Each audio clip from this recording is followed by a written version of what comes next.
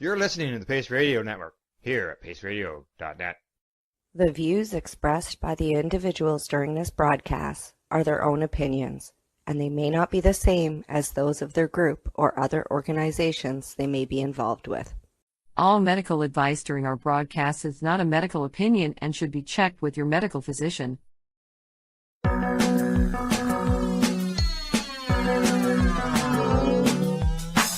Look at all that money, yeah, the money that they spend.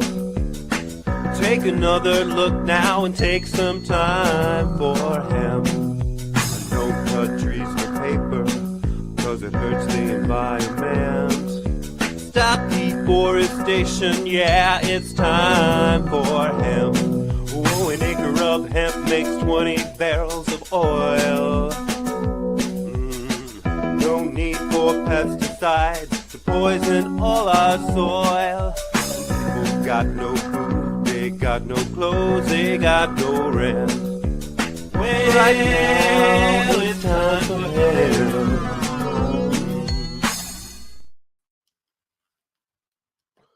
Well, it's time for hemp, and we want to thank you for tuning into our broadcast.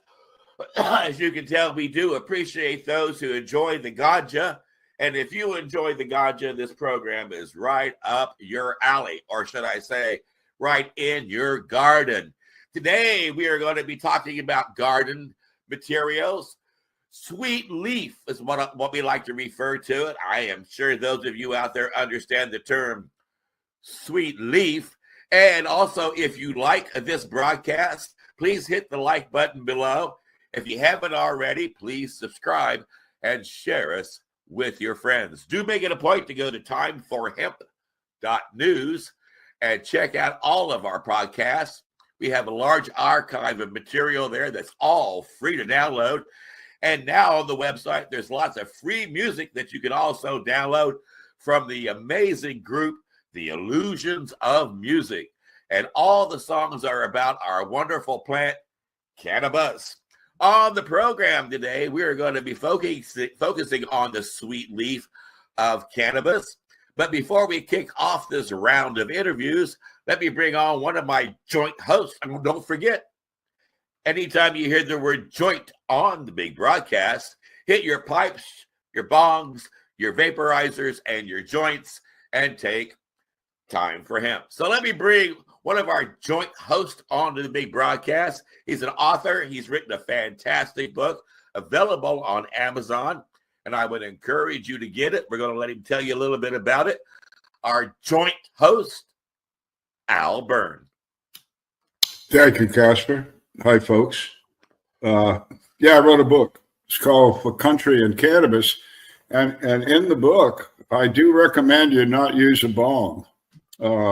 Even though Casper brings that up every week. And actually, I don't recommend you use a joint. My favorite, and I'll tell you why, is just a pipe, a simple Pyrex pipe. And here's why. And this is what the book is. The book is 360 pages long, and it's about my journey, if you will, through the Navy, 24 years. See, I was a CB once, and then how cannabis interfaced with the military during those years, the Reagan years, war on drugs, Just Say No, Nancy Reagan, all that crap. And then I got out of the Navy and I went to work. I ran normal for a while, and then I ran Patients Out of Time, and then I ran Veterans for Medical Cannabis Access, and a bunch of other stuff that you can read about in the book. But in the book, there's a Canadian, Al, one of our co-hosts here, Al Graham is a Canadian, and Mark Ware is his name, very famous physician up in McGill. And he did a study for Health Canada, which said that if you smoke cannabis in a joint, you get about 10% of the product. If you smoke cannabis in a bowl, well, I'll skip the bowl. If you do it in a bong, you get about 40%. So good. And then if you do it in, like I do in a pipe, you'll pull 85 and 90%. So from a financial point of view, you want to use a pipe. And then there's the issue of your lungs. Using a bong is not good. And the reason I say that is because I was personally talked to by a wonderful pulmonary doctor, Donald Tashkin, who, if you know anything about cannabis and smoking, he's the man. And he told me a long time ago, he said that even if you're the only one that uses that bong, you will leave a bacteria there when you use it on Tuesday that'll still be there on Wednesday, and it could be bad for you, even though it's your bacteria. Don't do it. And so I'm shortening this up because we're going to get to our guests. They're the ones who are supposed to do all the talking here. But I just want to finish that. And he said, how do you do it, Al? And I said, and he said, he says, get 3 pipes. 3. He says, use number 1 today. And number 2 has been cleaned and is drying somewhere. And number 3 is in the solution to clean it. I use Purple Power. A lot of people use alcohol. I recommend Purple Power. It's a degreaser. You just drop it in there, leave it there for 24 hours, pull it out, hot water, let it dry for a day, and you're good to go. And so the one that was drying, that's what I use tomorrow. The one I use today goes in the Purple Power. Anyway, so I wrote the book. Some of this stuff's in there, a lot more. If you're interested in the cannabis history, and you should be, if you're in the cannabis business, and I know a lot of you are or want to be, you need to read the book. But let me introduce our next co-host, another Al, a Canadian guy named Al Graham, who also has a way to influence and educate people called Pace Radio. You out there, Al? I am here. Thanks, Al. Casper. How you guys doing? I know of Dr. Mark Ware, and he has had that smoking study. So yeah, I know about him. He's done actually a smoking study also on pain and how it can help with pain just through the smoking of it all. So, and as you say, Dr. Taskin. Go ahead. Yeah, and as far as Pace Radio, People Advocating Cannabis Education Radio Network, you find us at paceradio.net. We broadcast something every day of the week, psychedelics as well as cannabis. And I want to mention something about Dr. Taskin. I got the chance to meet Dr. Taskin when I was part of the UCLA study back in 1989, I believe it was, 90. And Jack Hare arranged for that. I made it possible for me to be the first person to be filmed smoking legal cannabis provided by the United States government. And you can find that on the website at timeforhemp.news. Dr. Taskin, I think, had one of the first studies about cannabis, and it was a very valuable study. You should check it out. You can find it on the internet. And it was a really interesting event to be a part of. I did not mean to interrupt Al Graham. I'll let you go on and introduce our joint our joint guest here in a minute.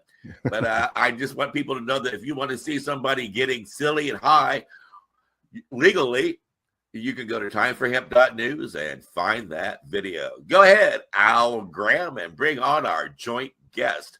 All right. She's a sweet leaf person herself, and she does love the sweet leaf. Well, I've never met our guest, Reverend Heidi, and she is the founder of the Sugarleaf Church, and she's also been in the news. Some people might be saying, stirring up some trouble, but I would say this is how some of us create change, and that is by standing up and saying, hey, this stuff works. That's how cannabis got legalized here in Canada, and more people are speaking up about psychedelics, and I look forward to hearing more from Rev Heidi. And there we go, Rev Heidi. Reverend Heidi Grossman-Lepp. There you go. Yes. Just so you know, Rev Heidi or Heidi, your mic is muted. Now it's not. No, there you go. There you go. And thank you for having me on the show. I appreciate all your time and attention. You're welcome. Well, I had a chance to first hear your voice when you got married to Eddie Lepp. And well, why don't we just kick off the show and let everybody know about how much cannabis was at your wedding? Oh, a lot. Yeah, I was raided shortly after my wedding, and they got 30,000 pounds from me. 30,000 pounds. And everything at the wedding, I think you had hemp clothing, you had hemp leaf necklaces, you had CBD foods. And it was just an amazing, I think you even had a band that sang about cannabis. I don't know. I'll let you tell more about it. Yeah, their names are Mendo Dope Boys, or they're the Mendo Dope Band now, because they're. Okay. I knew them when they were very young, starting out, but they have just really taken off and blown up. I think they're on their 36th album. Yeah, and Wow. it's just all. It was just like my wedding. It's all about cannabis. And they really have a strong voice. So check them out if you can. Mendo Dope. Yeah, they were awesome. So before you met Eddie Lepp, was you active in the cannabis movement, or did Eddie Lepp introduce you to the world of cannabis? No, I introduced myself to the world of cannabis. The first time I got caught growing, I was 13. So 13? Oh my goodness. I've just always been drawn to that plant. I couldn't help it. But yeah, my neighbor saw my brother and I walking up we lived in the Santa Monica Mountains in Malibu Canyon area. And so we were climbing up the hill and then behind the vineyard, and the neighbor saw us carrying buckets of water up the hill. And so that's how we got caught. Was Jack at the top? What's that? You're carrying buckets of water up the hill. I just wondered if Jack was at the top. Oh, no. We just had some Mexican brick stuff, Right. That was back in the late 70s, early 80s. So what got you involved in cannabis activism? What made you start standing up publicly and saying we got to end prohibition and make this plant available for everybody who needs it? So back, I have had seizures my whole life, and then they got worse after I had children. And so I was trying to take, pharmaceuticals, because when I had my kids, I just quit. I lived in soccer mom town, and it just wasn't appropriate. And I just kind of left that behind and, focused on my family. And then, my kids got a little older, and I was just really struggling getting through school. I was trying to get into law school. And so I just did a lot of research on cannabis. There were kids I was in college, and there was all these kids saying it can cure cancer. I was like, what? Because I lived before we knew it could cure cancer. So anyway, I looked more into it, and I just really started thinking, wow, this is good for epilepsy. So I would have 2 to 3 grand mal seizures a month. This was back in 2007. And so I decided to quit all pharmaceuticals. And then was it between 2007 and 9, because I was playing around a bit with cannabis pharmaceuticals. And then I just quit them all and started growing my own. And I didn't have a seizure for 18 months. And I have one maybe every year and a half, maybe 2 years. Right. So yeah, it saved my life. It got me off all the pharmaceuticals. It saved my life, but it also brought a lot of shit. in costumes, looking like pigs, it brought a lot of heat, because when I do something, I strive to be the best at it. So, and currently here I am, the best at winning Religious Freedom Restoration Act cases. And I am on number 29.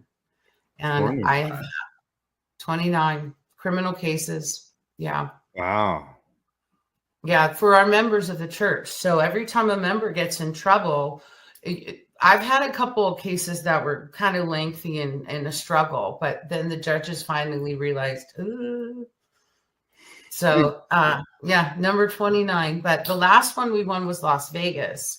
And that one Las Vegas was my toughest case. It was my toughest. It was even tougher than my own case.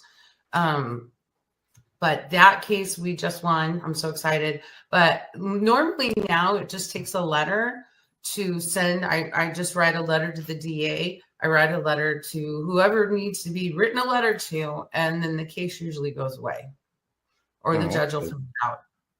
Yeah, they don't want that in the courtroom because they know I'll win.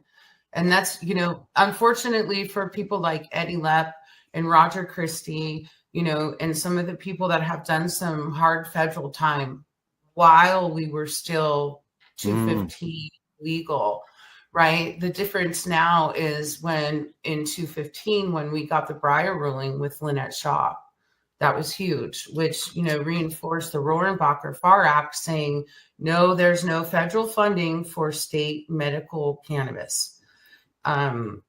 And so that is why they never gave me a federal case, because they caught me trafficking out of state. I got caught trafficking from Florida to Michigan, California to Texas, New Mexico, Nevada. Yeah. So. Well, I know Lynette. I don't know if you know, but Lynette Shaw wrote the theme song for Time for Hemp.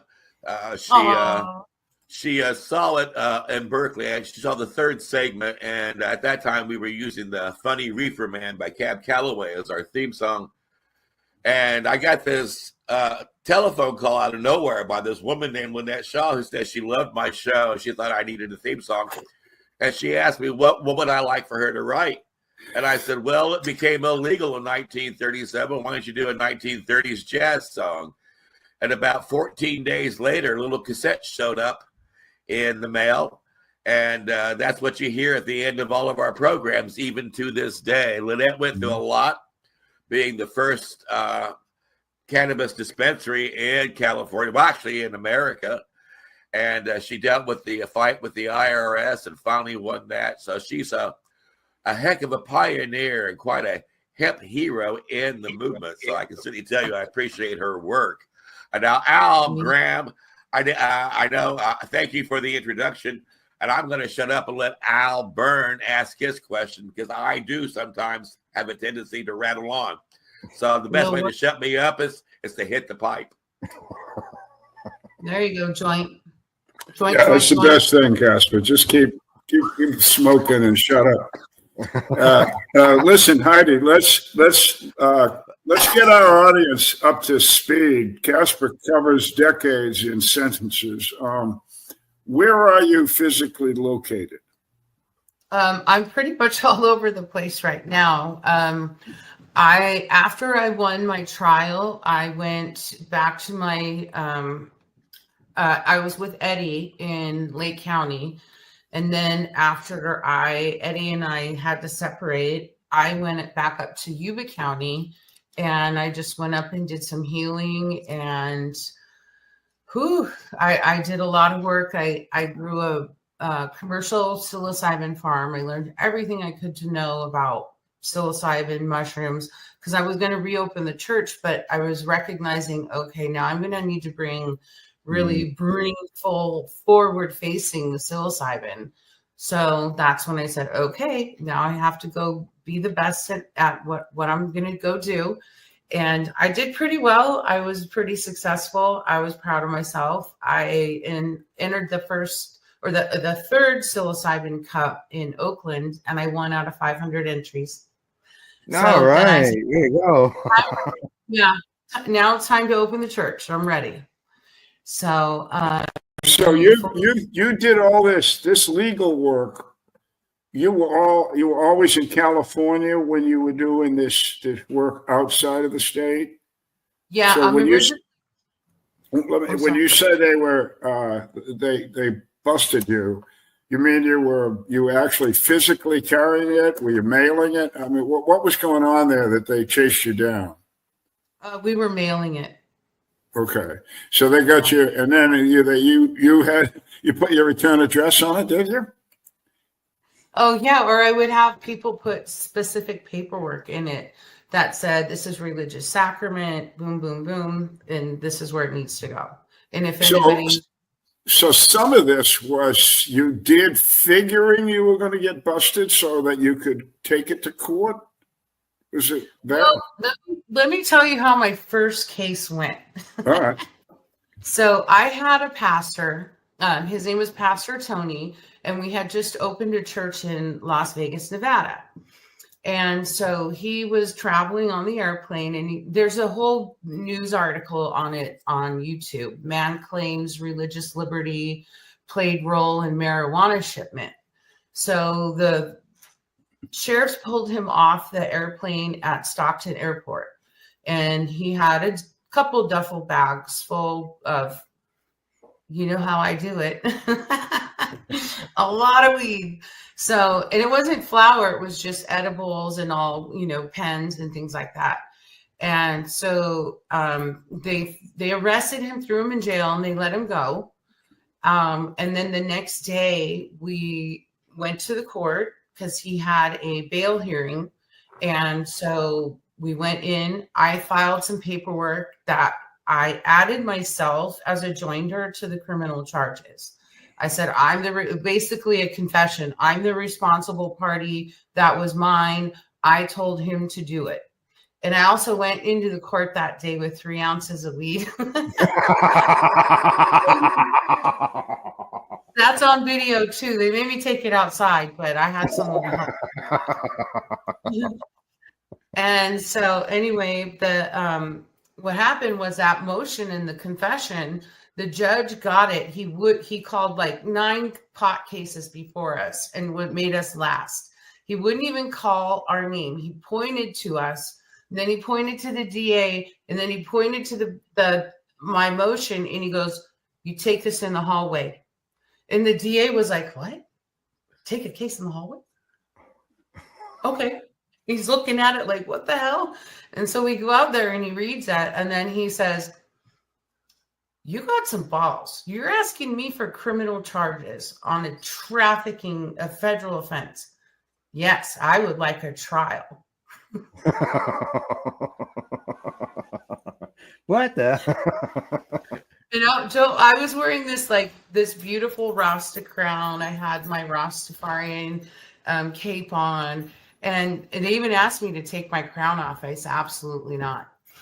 So anyway, the DA said, "I'm going to get back to you and check your points and authorities," meaning I'm going to call the feds and tell them I got you. So I was hoping for that because we had new federal law, right? I wanted a new case. And so they just refused to give me one. They sent me back the motion. They whited out the whole stamp. They took it off the record. I'm like, what? You can't take it off the internet. So you wanted to go at it federally in order to make it countrywide versus something that was state related, right? On a religious basis, yes. Yeah. For cannabis, right? I mean, we've won so many since then, but that was my goal. And I wanted, and they wouldn't give it to me. I mean, I even I did live on Facebook one time. I went into the marshal's office in the federal building in Sacramento. And I said, "Hey, according to you, I'm breaking the law. And I have a lot of weed that I grow. And I'm confessing, I'm turning myself in. Please give me a case." And then just chaos breaks out behind the scenes. You know, there's, what do we do? What do we do? What do we do? And then they finally like, "You need to leave." And this was right when Eddie was on probation. So Eddie's probation officer, we were in that building a lot because we had to go visit probation. So we were consistently in there, and then we had a federal case in there. So we frequented that federal building quite often, and they were just like, "Oh, please leave." Well, I know Eddie was a lot like that. I mean, Eddie intentionally grew his cannabis out in the open so anybody could see even from the road. And when the feds came up and pulled up all these plants, the very next day he was out putting new plants in. And Eddie was pretty much like that, like you. Just come on, let's just take it. Oh. Yeah. You gave Eddie a case, and I studied it. I know how to beat it. Now that I have rulings, I know how to win this case. So, and I did in pro per too, by the way. Let me explain that to you. And I'll tell you right up front, every time I get someone, not my members, but like a rando person that is using cannabis religiously, and they find out about me and they have an attorney already, and I say, okay, tell your attorney, here's what you do. 1, 2, 3. We have 20 whatever cases. Ask your attorney how many he's won, and just file this and see what happens. And they go, I'm not putting my name on that. What? Like, no. And then they lose the case. They lose the case after they take those people's money. And by the way, I've never taken $1 from anybody on any 29 cases. I've done it all pro bono. And the only time I have used an attorney was with Joseph Tolley, and he is our top. Some people say top 10. I say top number 1 trial attorneys in our nation. And so what happened was I was in pro per through all the motions. I'm like, Joseph, I'm seriously not wasting your time for the next year or two sitting in front of the judge for her to say, deny, no, deny. And by the way, Miss Lepp, I just want to put on the record what you're wearing today. Really? They hold that against you? I drove her nuts. And yeah. And so anyway, trial was coming up and we were setting trial, and she was adamant, Mrs. Lepp, and she kept refusing to call me Reverend because I would say it's Reverend. And so, anyway, she said, I'm warning you now. You can take the plea of a misdemeanor with no probation and go home. And they offered me that 3 months in. Yeah, every time, take the deal. I'm like, no, not today, not tomorrow. So the judge was telling me that I will not be represented at trial after I wouldn't take the plea deal. And so the day of trial came, and I went to the emergency room because I was having chest pain and I could no longer medically represent myself. So I called my attorney, Joseph, and he showed up pro bono. And we won. All right. 6 weeks later, it was a 6 weeks long trial. But the best part of what came out of that trial for me when it comes to the civil portion of this case is the sergeant in charge, Sergeant Brandon Spears, said that he knew me. He'd known I'd been in the county. I had 12 properties there. And he said he raided me because I started calling my collective a church. Oh, That's funny. I mean, you think that would make him want to leave you alone more? yeah. Well, not to people that discriminate against cannabis users as a whole, no matter whether you're medical, recreational, or religious. People discriminate against our culture. They have discriminated and called us dirty hippies, of all things. So, Reverend Heidi, I think we need to explain, I assume, because I don't know, that you're a Rastafarian. You've referenced that. Is that true?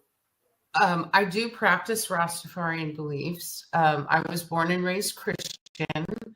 I've embraced the Jewish faith. I've embraced the Buddhist faith. I embrace anything that is like positive, and life-changing for people.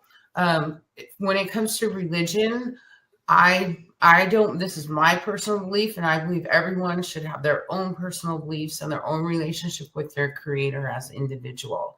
Right. Okay. So, but when you go to a court and you say to the judge, I have a church, the judge is going to say what denomination or what is it? How do you answer that question? Well, we're non-denominational, right? Okay. We do not judge. And we have atheists in our church. So whatever walk of faith that you're from, we accept you. We just don't preach any type of religion in our church. We just teach, about the cannabis healing, the spiritual healing, the use of the mushrooms, and whatever your creator dictates to you, that's the path that you should be walking, right? Your personal relationship with God. So I'm about all different faiths, right? So you want to integrate cannabis. You want people to understand that they can integrate cannabis into their spiritual life. Absolutely.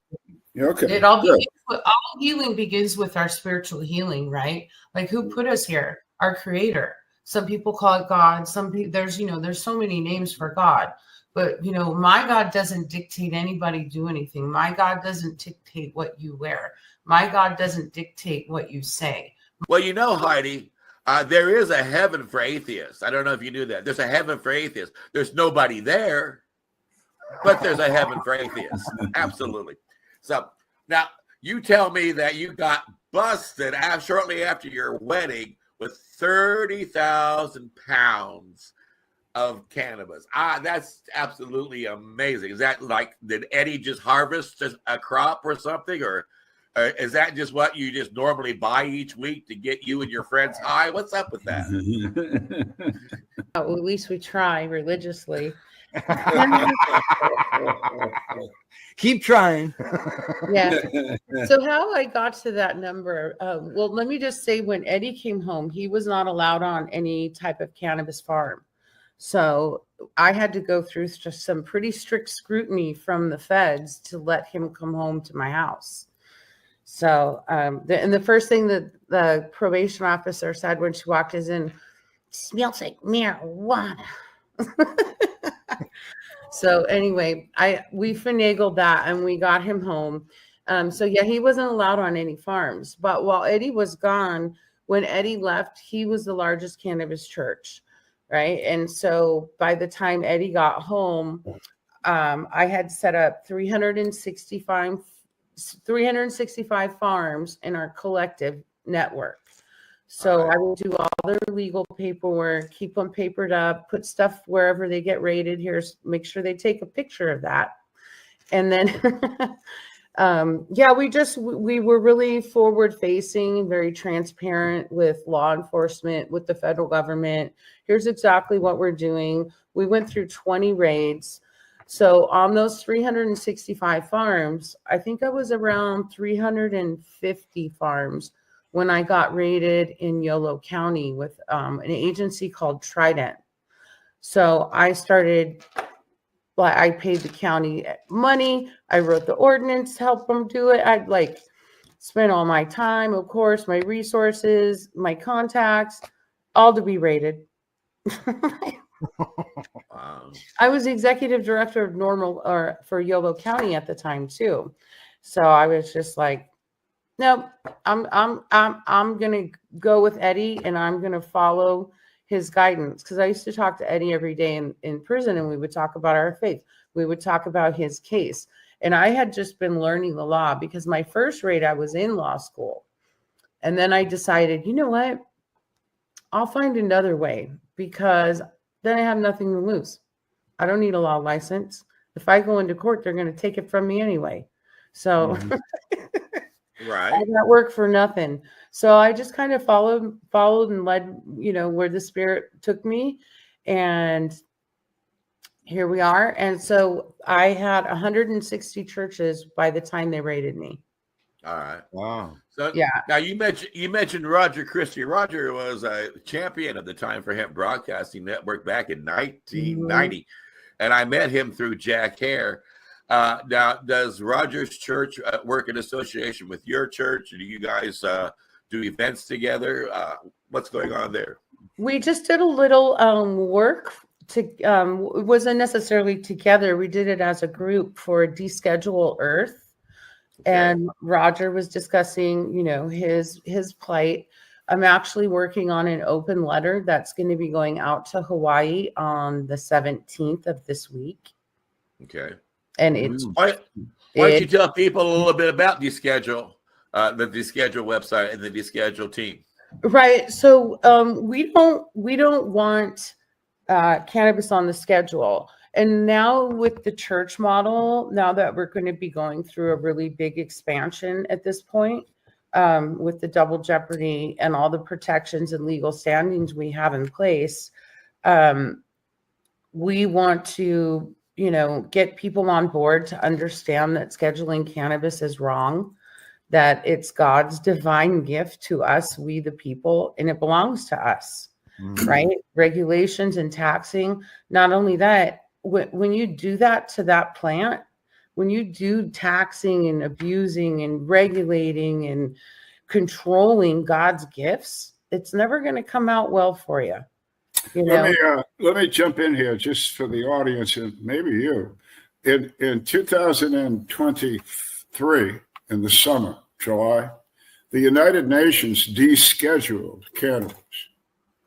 There was a universal vote, and cannabis was close, but it was taken out of the schedule, which means the United Nations has undone the restrictions placed on it by the 1961 Single Convention Treaty.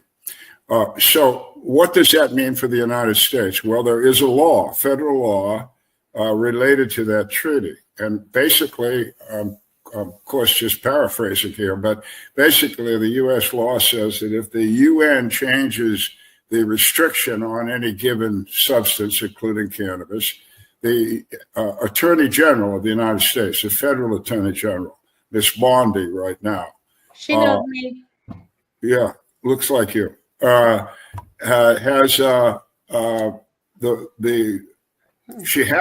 the Attorney General has to reschedule cannabis in the United States to comply with the United Nations schedule, which for the United Nations, again, is, as Heidi said, deschedule. That hasn't been done. Veterans have guys and me and a couple other guys have got a letter to Miss Bondi right now. And we've let her know that we know these things, and we gave her all the references and stuff. Now, it's not her, right? We just sent her the letter, and I can't assume she knows all this shit. She got a lot going on, and I know she got a big staff. But we sent this letter to Mr. Biden's Attorney General, and he had it for a couple of years and did nothing. But anyway, to help your legal cases, that's sort of been decided by the United Nations. And the other thing I stress, Heidi, and I hope I can see you do, but you haven't used the word yet in my presence. And I want people to understand that what we're talking about is cannabis, a plant. It's a plant. It's not a drug. It's a plant. Now, Heidi grows plants. It's got roots, it needs water, sun, soil, all that stuff. It's not something that is manufactured except by the creator. So it's a plant. And one thing that I think the audience needs to start looking at is, and Heidi brought this up, she says, why are we regulating this stuff? Why has it got all these taxes and all these rules? I don't know. We don't do that with bananas. We don't do that with onions. We don't do that with lettuce. We don't do that with kumquats. We don't do that. Tomatoes.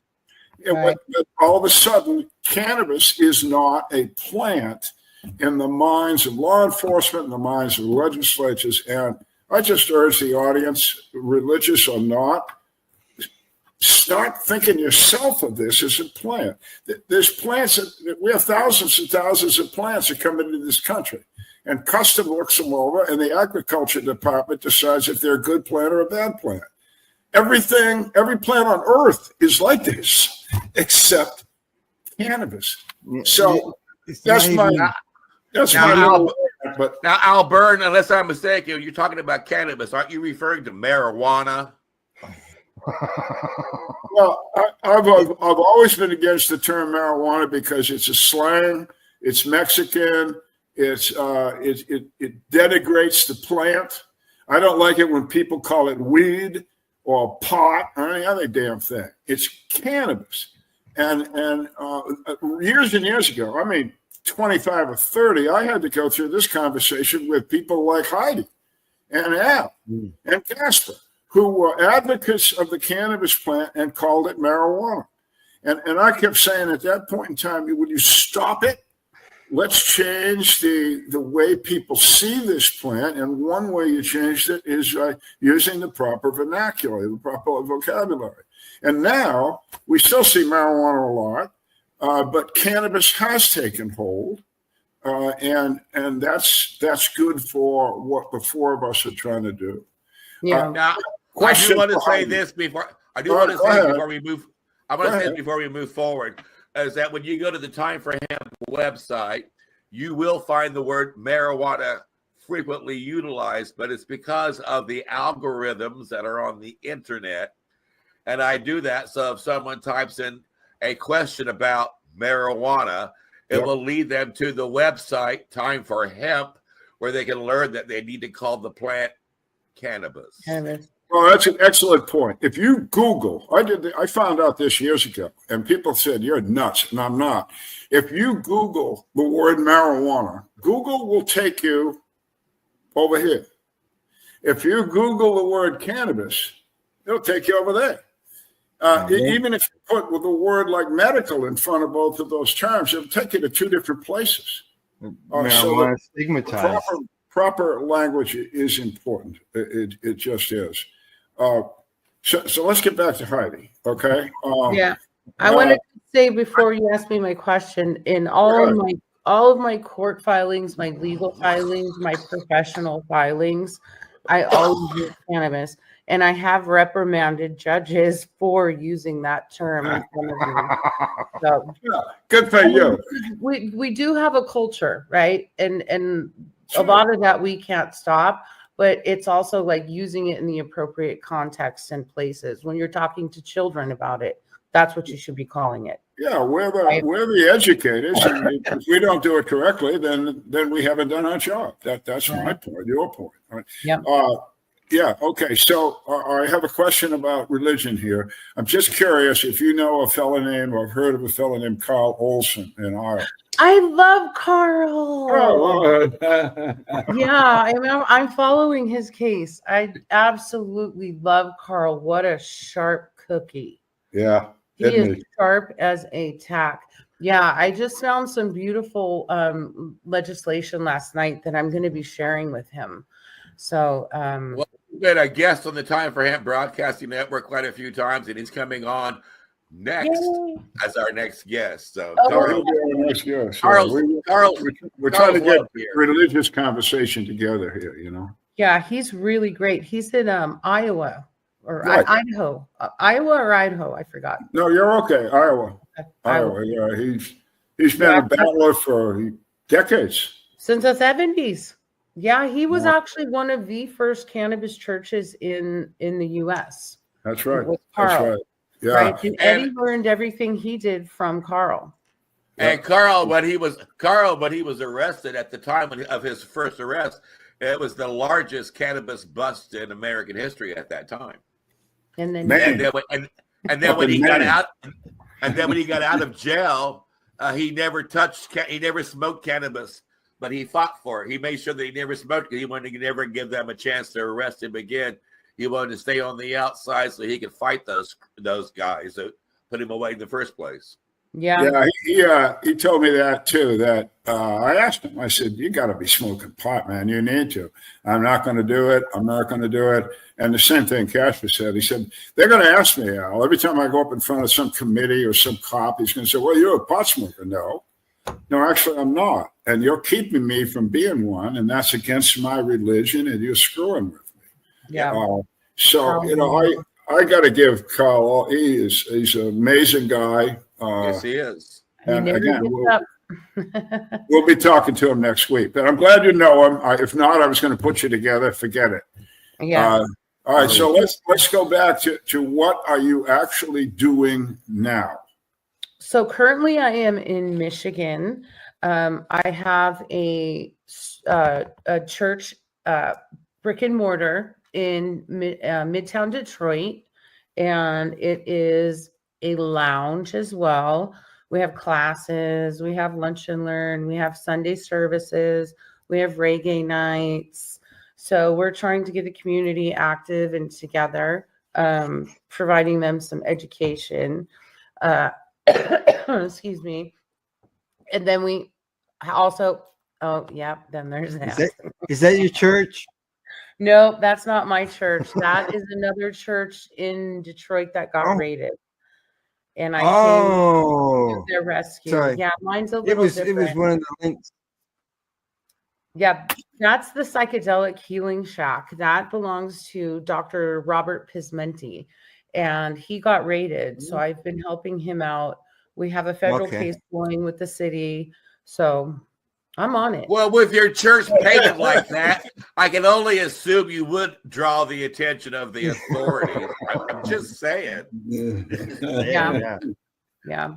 So, well, the double jeopardy is my saving grace. There's nothing you can't arrest me for doing the same thing I did last time with 365 farms, 160 churches, and I'm doing it again. I might have taken 5 years off, but they followed me. They knew where I was. They knew what I was doing. I actually had some conversations with some alphabet crew, and I went to meet with them over.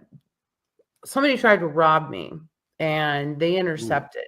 They saved my life. So anyway, they're not interested in the cannabis anymore. The alphabet gang, they could care less. What they care about is fentanyl. The good people, let's just say the good people anyway. And there are some good people in the alphabet gang fighting for us. I can promise you that. They say, I agree completely. You talk about descheduling. I don't know if that's a good thing or a bad thing. Now let's think about this. You talk about tomatoes. If I'm going to get some ketchup or some tomato soup, I'm going to want somebody to inspect that to make certain that I'm not eating anything that I shouldn't. And if they're going to, like peanuts, as an example, they use peanuts for medical purposes as well too, and put it in pharmaceutical stuff. So I'm going to want to make certain that the pharmaceuticals are doing the right things too. So how do you handle that kind of stuff when it comes to cannabis? Because cannabis is used for so many different things. You would think that there would be some avenues that would require some kind of like laws or regulations or it's easy. You got two kinds of use. You got personal use and medical use. There's nothing else. Personal use can be religious.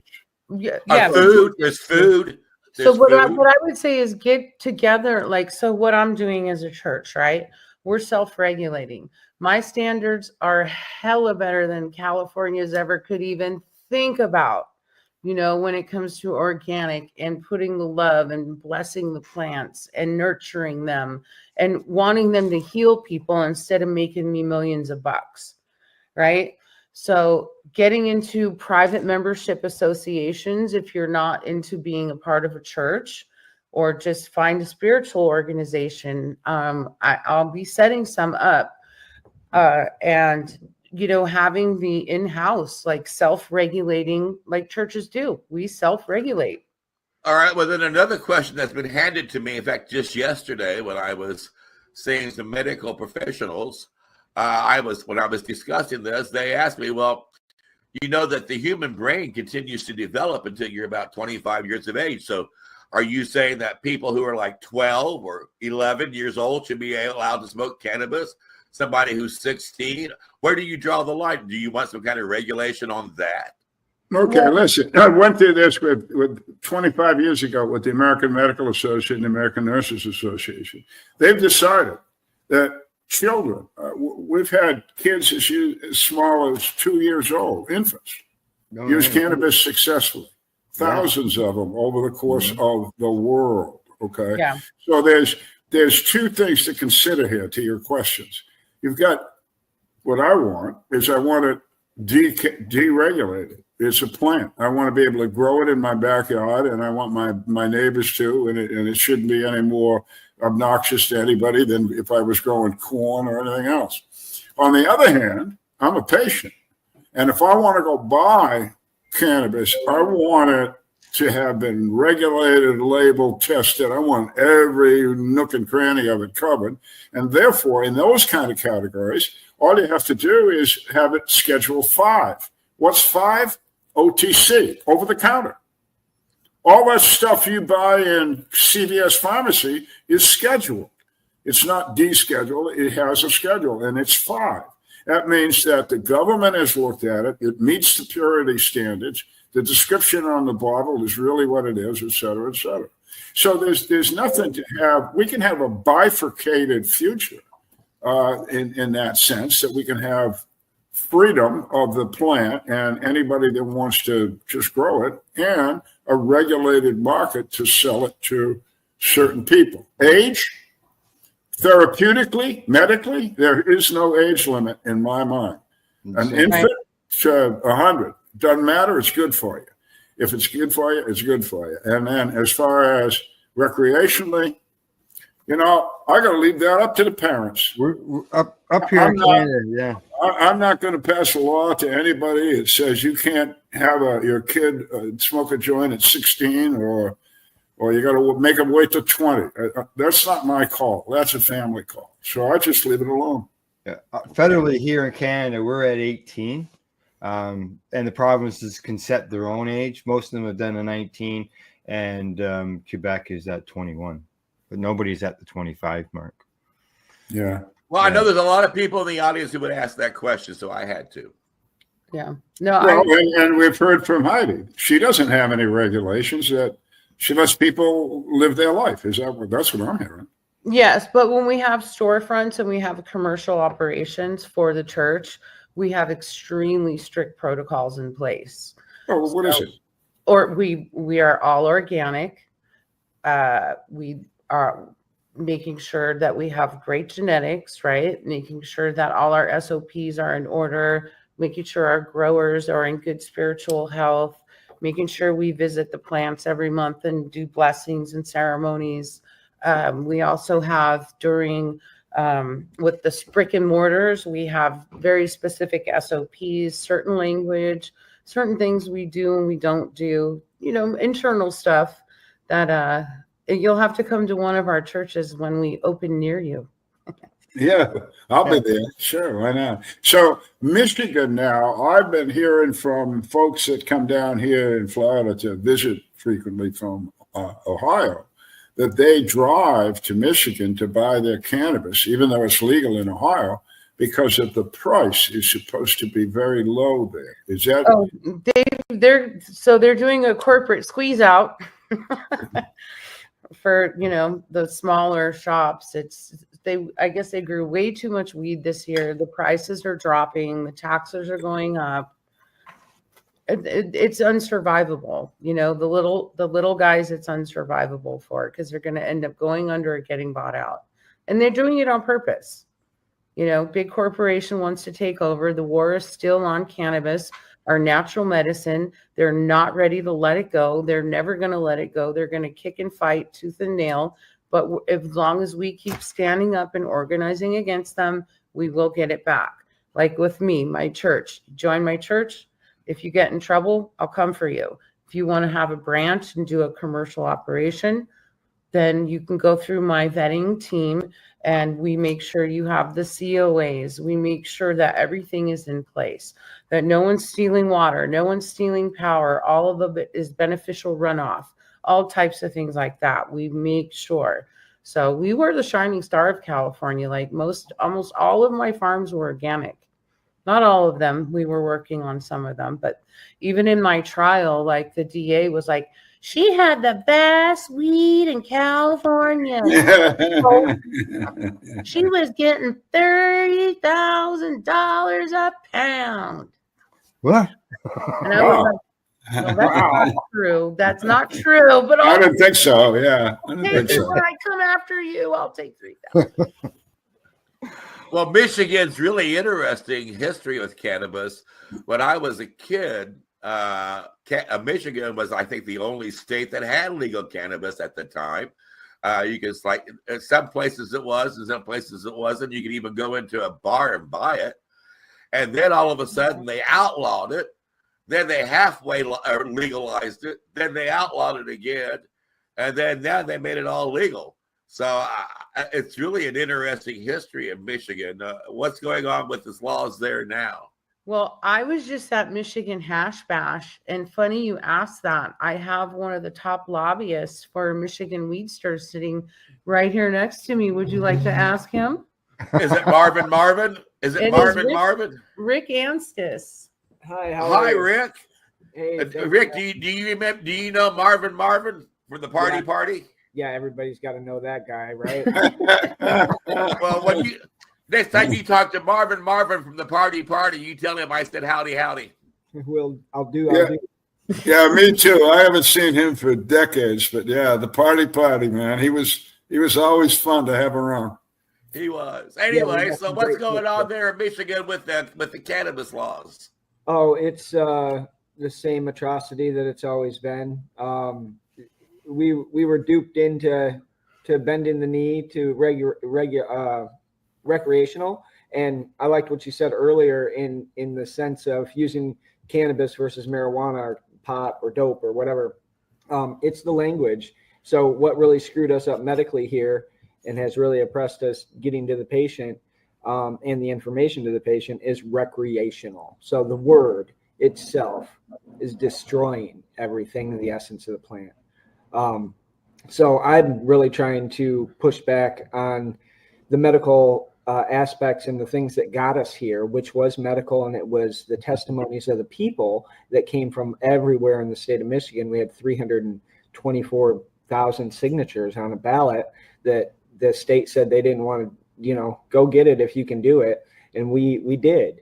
And they even put it to a vote in the state of Michigan. You actually get to write the law. So we even wrote this law, and it's still been just twisted upside down and full of lies and minimize the opportunity and the education of this plant. And people still get raided, of course. And my hands are up for Oklahoma. Everybody in Oklahoma, continue doing what you're doing, because I know they voted it down the last time it came through recreational. And if they can, anybody that's in that position should continue that. Well, yeah, the other thing that may help you now is federal law for veterans is that if the state has illegal cannabis, then the Veterans Administration can admit that cannabis use by the veteran in their treatment protocol. Yes. So if anybody starts arguing that in your state or any other state, that this should be decriminalized or go away, what they're actually going to do is put all their veterans in a place where they can't use it medically again. And right. I'll tell you what, if somebody tries to pull that off, yeah, right, exactly. Mm-hmm. That's a bad scene, and I can't imagine the population in any state would want that. But I'm not sure that the population of any state knows that. And, sure. And the reason I bring that up is because we've got 10 states in the United States that do not have a positive cannabis law, either medical or recreational. Mm-hmm. And the vets in those states can't use cannabis as a medicine and get treated in the VA. Well, those are the states. I can smoke cannabis right here on the camera and walk over to the VA hospital in Florida, and they'll say, "Hi, Al, what's up? What do you need?" If those other states, I get sent home. I get told to get off the ground.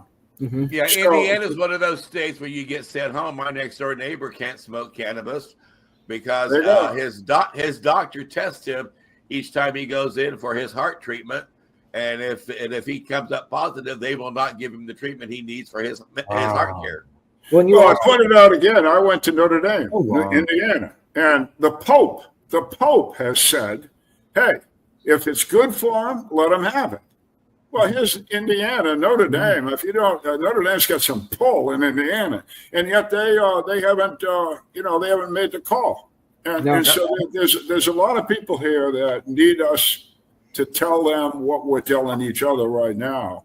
And, right. I live 30 minutes north of South Bend, Indiana, and we're a border town and border state there, and there is a huge influx of Indiana people, right, coming. So they're well aware, fully, probably the Catholic Church has probably been well aware of this for a long, long time. Why they not engaging and helping the state get to their people and just accepting Michigan's things. And then even now, if you have a Michigan medical marijuana card, and you get popped in Indiana, you'll just get probation.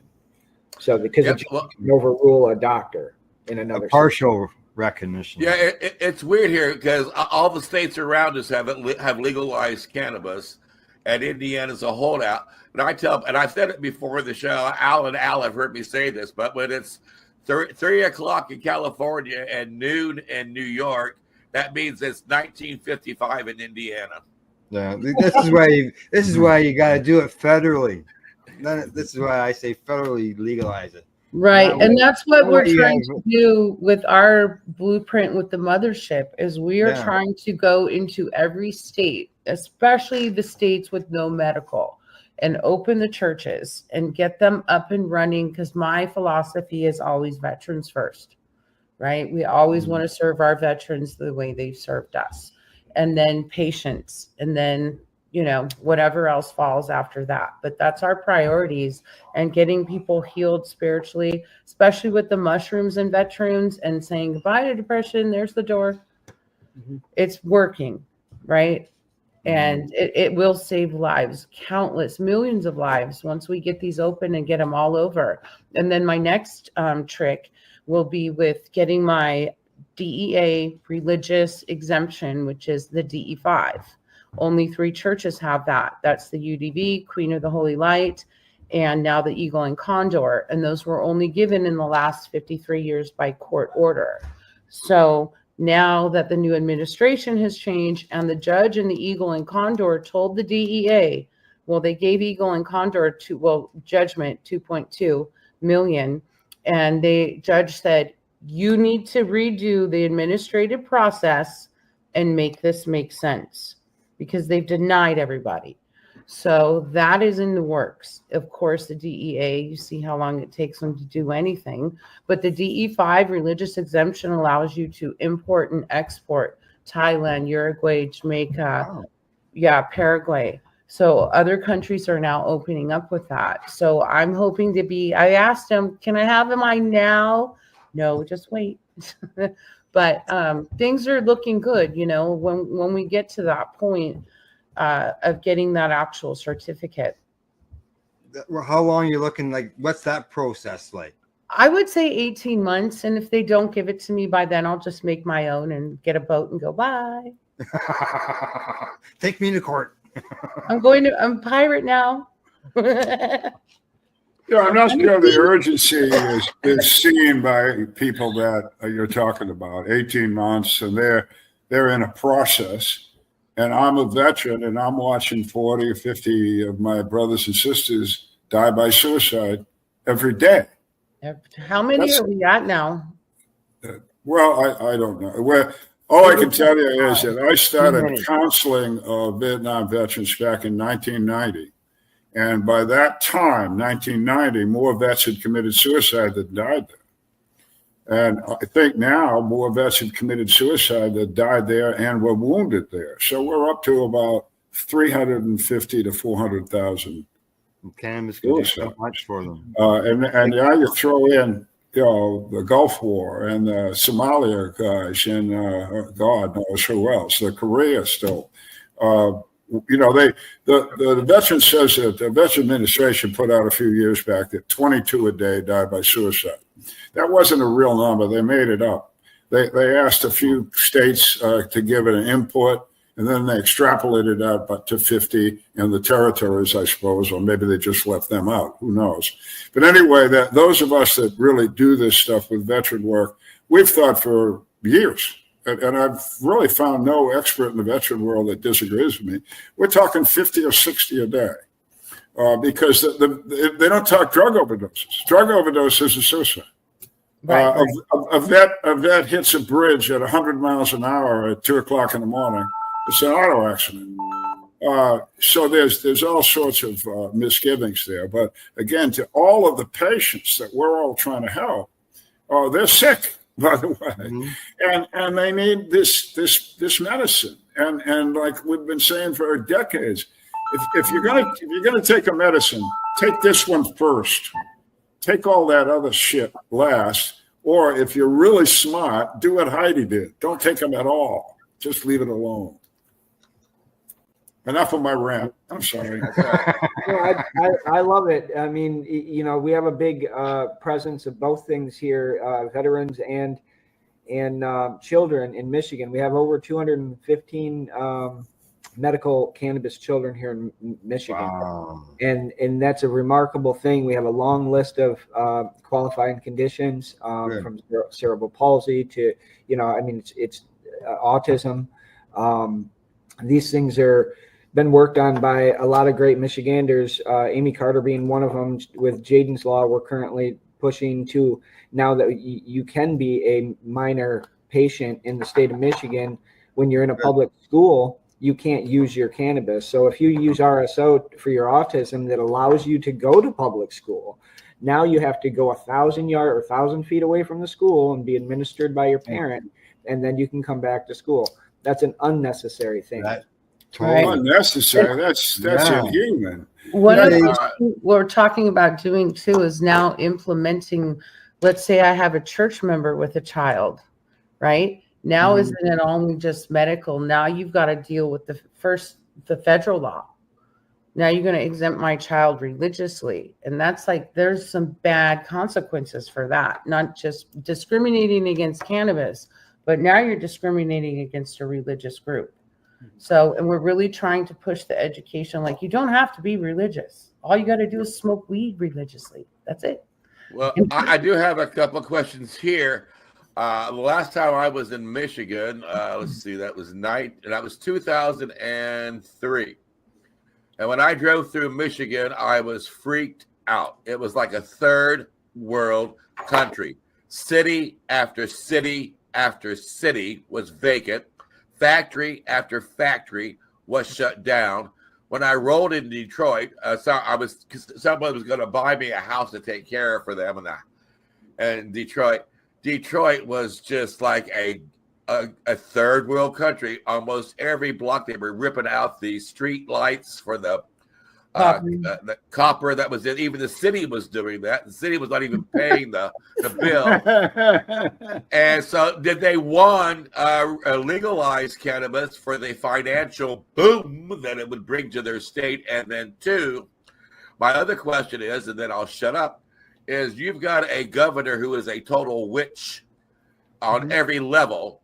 And is that particular individual being a hindrance to your work? So did Michigan re-legalize it for the financial boom, and do you have a witch standing in your way? Yes, and we did it for the people. So the way I interpreted the law that I voted for on the recreational side was that it was going to be given to people like myself, our opportunity. Where it first went south was in the early writings of it, or the final writings of it, of the law. We compromised at the table. I don't know who was at the table, but we did a 2-year wait on any out-of-state interest in our industry, right? And the first license that came online was 18 months later. So what we should have done is said 10 years, 15 years, 20 years, give us our goddamn industry, give us our opportunity that we fought so hard for, but we didn't do that. So that one right there really, really screwed it, because that's when the outside interest came in. That's when the outside money come in.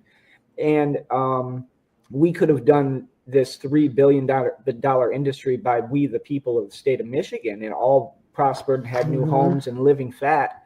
But we chose to go the other more corporate route. And I truly believe that has everything to do with Gretchen Whitmer, Dana Nessel, and her entire horde of people that run our state.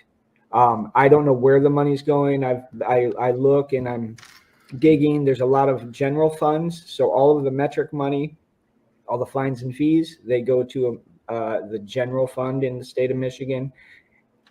I don't know what that means. I know it's got a lot of broad abilities, but yet we're still used. Still short $470 million to fix the fucking road 6 years later after she campaigned on it. So, and now she's also thinking about doing what they're doing in New York, which is to basically put a toll on downtown. So after 10 a.m. or 10 p.m., if you're downtown area, you'll be told $30 or whatever. That's what they do in New York and Manhattan. It doesn't make any sense. So hopefully there's a awakening, and our people are going to start pushing back at this. Yeah. Well, we have been on for quite a while now. It's time to wrap up the program so we don't lose our audience. Is there anything, Heidi, or you and your buddy want to say to the audience before we say so long, farewell, bye-bye? Yeah, first, thank you for your time. I hope it was very well spent. And I would just like to say thank you to all our veterans. Always remember them for their service. Not only them, our cannabis war veterans as well. We have a lot of POWs still sitting in cells, and we need to get them out. Descheduling will do that, or church at some point if people got on board. And yeah, just I really appreciate your time, Casper and Al. So thank you all so much. It was our pleasure. And with Heidi being up in Michigan, she's on the border of Canada. And so that's really exciting, so that when Canada becomes our 51st state, we'll be able to welcome them right in, right? And with that said, I'll pass the baton over to Al Graham, and he can let everybody know about Pace Radio Network. Pace Radio Network, people advocating cannabis education.net. We do interviews with patients, we have discussions, and we also have show programming on psychedelics as well. And seeing a big push in everything on the psychedelic end in the news, and people are wanting to know more about it. So we help spread the word. Al, Byrne, remind people about your fantastic book, because it really is a valuable read, and I encourage everybody to go to Amazon and get it. Yeah, thanks. It's Amazon, Barnes & Noble, Apple Books. It's everywhere that you buy a book, especially online. For country and cannabis, for country part, I did 24 years in the United States Navy. I'm very proud of that. The interface of cannabis with the military over those 24 years is sort of the first third of the book. And the last half is it's two things. I hope to the reader. I hope it's a history lesson and an educational book. It's 360 pages long, so if you don't like to read, skip it. But if you really are in this cannabis world, you need to understand how you get to where you are today, and that's what this book lays on. How did this really go down anyway? How did we get here? Because most of the people listening to this show do not understand that 20 years ago, or it was hard. 40 years ago, you went to jail. So you need to understand how this all happened, and more importantly, who did it. The majority of the people I write about in the book back in the 80s, 90s are dead. And I wanted them to be remembered just for who they were, heroes, heroines. And I wanted you to know what they said. And that's the other reason that Casper and I are doing this Time for Hemp. He mentioned it, but it's very important. Time for Hemp not only is going to have you see this show forever, but it's also going to have an archive that you can dunk into, and you can hear from these experts, men, women, patients, whoever, about why they use it, how they use it, and what it did for them. And it's all in the book. The other part of the book is that same education. There's hundreds of pages there that explain, usually by using a patient to tell a story, why cannabis works for epilepsy, why cannabis works for any kind of spasticity problem, why it works for Crohn's disease, sickle cell. All of this stuff is discussed in the book and giving you a little bit of idea of what this plant's really all about. And you will see that I continually refer to it as a plant. I continually refer to it as a nutritional plant as well as a therapeutic plant. It's a good book. I don't make much money on it. I make a couple of bucks. You buy it, I make about $2. I'm okay. I don't need the money right now. But I want you to buy the book. And if you're a cannabis patient, if you're a professional, MD, RN, LPN, somebody that runs a dispensary, a bud tender, you ought to know what's in this book. And Al is right. We have an archive that is amazing. And it is the reason why I continue this work. There are people who have come on to Time for Hemp, and they came on just shortly before they passed away. And they did so that everybody would know how cannabis helped. And they wanted to make certain that their voice was added to that and would always be heard. And that is why I maintain the archives, is so that their voices will always be heard. If you go into our archives, you'll find several interviews from Eddie Lepp, Jack Hare, and many other people who are no longer with us, but they are the pioneers of this movement. And you hear how they struggled. Eddie came on shortly after he was arrested the first time for growing cannabis. And he came on the second time, and the third time he was arrested. And shortly before he went to jail and right after he got out. And you hear the history of the movement growing over a period of time, and you begin to understand the struggles that these people faced, real struggles in their path in life. And that history is of real value. I'm also blessed to have my two joint hosts on the program. Very good friends. Al Byrne was a joint host on Time for Hemp on a regular basis, and also had Patients at a Time and Veterans Voices. Many of those archives are still available on the website. And Al Graham has Pace Radio archives on the network as well, and is found as a joint host. And we have worked hard to let the whole world know it's time for hemp. Bye-bye. Look at all that money, yeah, the money that they spent. Take another look and spend some time for him. Don't cut trees for paper, cause it hurts the environment. Stop deforestation, yes, it's time for him. Whoa, an acre of hemp makes 20 bales of oil. No need for pesticides to poison all our soil.